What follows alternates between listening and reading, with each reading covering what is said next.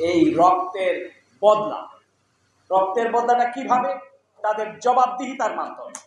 শেখ হাসিনাকে ভারত থেকে এনে তাকে জবাবদিহিতার মুখোমুখি করতে হবে, তার বিচার নিশ্চিত করতে হবে।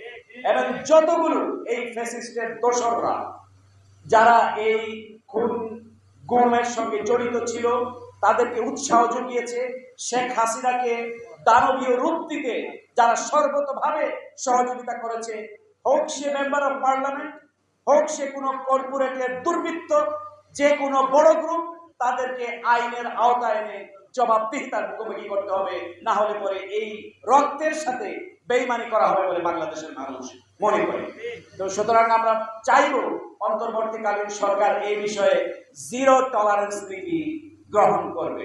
বিন্দু মাত্র ছাড় অনুকম্পা তাদের প্রতি দেখানো যাবে না। এট দ্য সেম টাইম যেটা জুনায়েদ সাকি বলেছেন যে আইন নিজের হাতে তুলে নিয়ে মানবাধিকারের লঙ্ঘন করা যাবে না। যে মানবাধিকারের জন্য আমরা দীর্ঘ 17টি বছর যাবত আমরা সংগ্রাম করছি, এই মানবাধিকারকে একটি সফল গণ অভ্যুত্থানের মাধ্যমে একজন আন্তর্জাতিক খ্যাতি সম্পন্ন ব্যক্তিত্ব নোবেল বিজয়ী প্রফেসর মোহাম্মদ ইউনূস যখন সরকার প্রধানের দায়িত্ব নিয়েছেন, তার সরকার পরিচালনার ভেতর দিয়ে কোন বিশ্ববিদ্যালয়ে পিটিয়ে ছাত্রকে হত্যা করা হবে, এটি বাংলাদেশের মানুষ বরদাস্ত করবে না। সুতরাং এই বিষয়ে আমি মনে করি জিরো টলারেন্স নীতি গ্রহণ করতে হবে।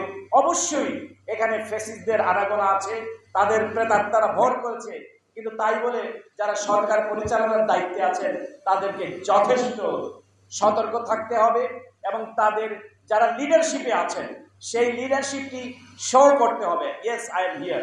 যেমন প্রফেসর ইউনূস যখন দায়িত্ব নিয়েছেন, সমগ্র পৃথিবী জেনেছে যে একজন নোবেল বিজয়ী অর্থনীতিবিদ, যুক্তরাষ্ট্রের দুটি সর্বোচ্চ অ্যাওয়ার্ড প্রাপ্ত একজন ব্যক্তিত্ব সরকার প্রধানের দায়িত্ব পেয়েছেন।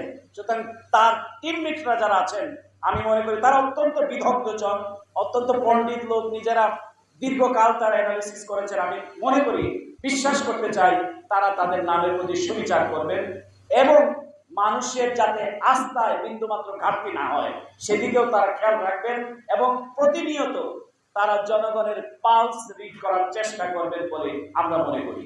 আর যারা রাজনীতিবিদ আছেন, বিশেষ করে মান্না ভাই সহ বড় বড় রাজনৈতিক দল, আপনাদেরকেও সরকারের প্রেসার গ্রুপ হিসেবে কাজ করতে হবে। আপনাদের ব্যক্তিগত যোগাযোগ আমি বলবো আমার মনে হয় আরেকটু বাড়ানো দরকার। প্রধান উপদেষ্টার সঙ্গে, উনি কিন্তু একজন প্রো পিপল মানুষ, উনি তো এইভাবেই উঠে এসেছেন, তার সঙ্গে যাতে নিয়মিত আপনাদের একটা যোগাযোগ থাকে।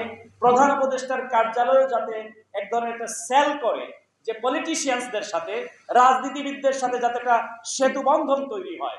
কারণ এই সরকারের ম্যান্ডেট হচ্ছে এদেশের মানুষ।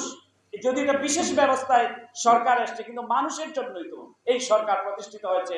আমরা প্রাইভেটলি এটা সরকার কর্তৃপক্ষের সঙ্গে আমরা বলার সুযোগ হয়েছে, পাবলিকলি বলছি যাতে একটা সেতুবন্ধ রচিত হয়, যাতে পলিটিশিয়ানস এবং সরকারের মধ্যে, এবং এখানে যাতে কোনো গ্যাপ না থাকে।